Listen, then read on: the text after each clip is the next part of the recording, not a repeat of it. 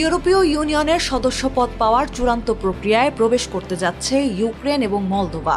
দেশ দুটি ইউরোপীয় ইউনিয়নে অন্তর্ভুক্তির আনুষ্ঠানিক আলোচনা শুরু হতে যাচ্ছে আগামী সপ্তাহে। ১৩ জুন ব্রাসেলসে অনুষ্ঠিত বৈঠকে এই বিষয়ে একমত হন ইউরোপীয় ইউনিয়নভুক্ত ২৭ দেশের রাষ্ট্রদূতরা। ফলে ১৫ জুন লুক্সেমবার্গে দেশ দুটির সঙ্গে সদস্যপদ সংক্রান্ত আনুষ্ঠানিক আলোচনা পুনরায় শুরু হবে। ইউরোপীয় ইউনিয়ন জানিয়েছে ১৫ জুন আলোচনার মৌলিক পর্ব দিয়ে কাজ শুরু হবে। এই পর্বে প্রার্থী দেশ দুটির বিচার ব্যবস্থা, মানবাধিকার ও আইনের শাসনের মতো গুরুত্বপূর্ণ বিষয়গুলো খতিয়ে দেখা হবে, যা জোটের সদস্য হতে গেলে কিয়েভ ও কিশিনাউকে কঠোরভাবে মেনে চলতে হবে। ইউরোপীয় কাউন্সিলের প্রেসিডেন্ট আন্তোনিও কস্তা এবং ইউরোপীয় কমিশনের president Ursula von der Leyen এক যৌথ বিবৃতিতে জানিয়েছেন, বর্তমান পরিস্থিতিতে ইউরোপীয় ইউনিয়ন জোটের পরিধি বাড়ানো একটি দূরদর্শী কৌশলগত সিদ্ধান্ত। ইউক্রেন ও মলদোভার সঙ্গে প্রথম সদস্য পদ আলোচনা পর্ব শুরু করতে সম্মত হয়েছে সব সদস্য রাষ্ট্র।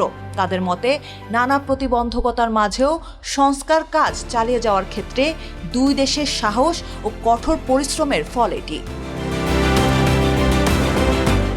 এর আগে ২০২৩ সালের ডিসেম্বরে ইউক্রেন ও মলদোভার সঙ্গে সদস্যপদ আলোচনার শুরুর সিদ্ধান্ত নিয়েছিল ইউরোপীয় ইউনিয়ন। তবে হাঙ্গেরির তৎকালীন প্রধানমন্ত্রী ভিক্টর অরবানের বিরোধিতার কারণে প্রক্রিয়াটি স্থগিত হয়ে যায়।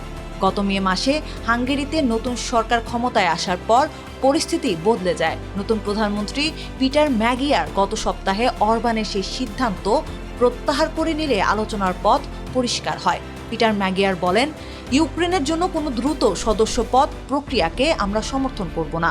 আগামী ১০ থেকে ১৫ বছরের মধ্যে ইউক্রেন যদি সদস্যপদের জন্য নির্ধারিত ৩৩টি আলোচ্য অধ্যায়ের সবগুলো সফলভাবে সম্পন্ন করতে পারে, তাহলে দেশটি ইউরোপীয় ইউনিয়ন সদস্যপদ নিয়ে হাঙ্গেরিতে গণভোট আয়োজন করা হবে।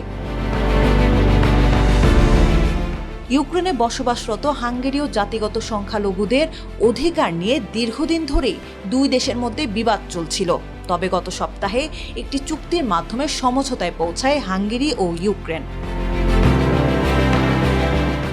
রাশিয়ার চাপ ও আগ্রাসনের মুখে ইউরোপীয় ইউনিয়ন সদস্যপদকে নিজেদের নিরাপত্তার জন্য গুরুত্বপূর্ণ বলে মনে করে ইউক্রেন ও মলদোভা। অন্যদিকে রাশিয়া বরাবরই দাবি করেছে, সাবেক সোভিয়েতভুক্ত প্রতিবেশী দেশগুলোর উপর প্রভাব বজায় রাখা তাদের জাতীয় নিরাপত্তার জন্য গুরুত্বপূর্ণ।